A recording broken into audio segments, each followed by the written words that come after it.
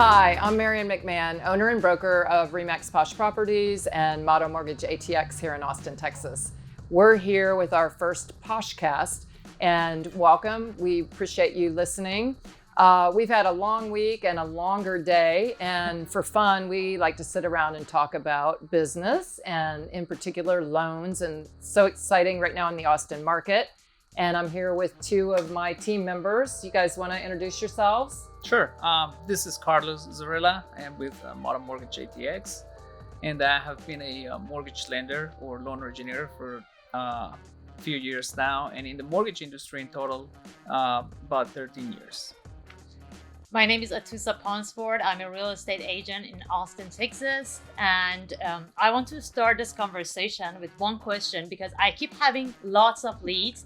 They call me and they're really interested to buy a house. And I'm of course asking them, are you guys qualified? And they're like, no. I'm like, perfect. I call Carlos. And then the first thing that I hear is Carlos calling me back and, hey, Atusa, they're ITIN. I'm like, what does this mean? What does it mean that they're ITIN? Because they're always ITIN. Right, sure. So ITIN means, or it stands for Individual Tax Identification Number. And that is a number that is given to a person by the IRS. That way they can file their taxes, whether they own their own business as self-employed persons, or whether they just simply don't have a social security number. So the IRS will assign them a number with which they can file their taxes. And that I way, have a question. Do they have to have a ITIN? Can you have a ITIN and a social security number? Absolutely. Oh. You can at any time request an ITIN from the IRS. Absolutely. And why would you want an ITIN if you have a social security number?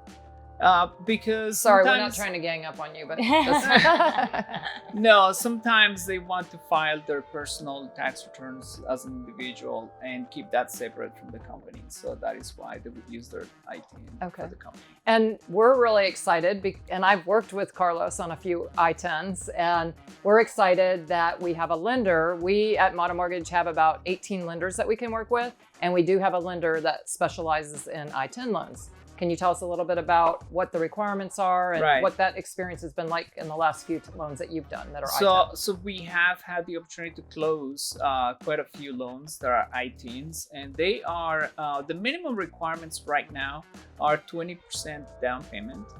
And they, as far as documentation or identification, they are requiring only a photo ID. It can be a visa or a passport or any type of ID. It not necessarily has to be a driver's license. So only 20% down and the ID. Well, how about the credit score? Right, good question.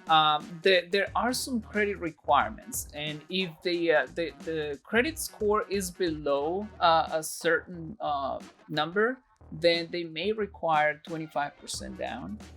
If the credit scores are above 680 or more like on the upper range, then they will require 20% down. Now, as far as income, as long as they can evidence through W-2s or pay stubs or tax returns that they have the ability to repay, then they will qualify for the loan.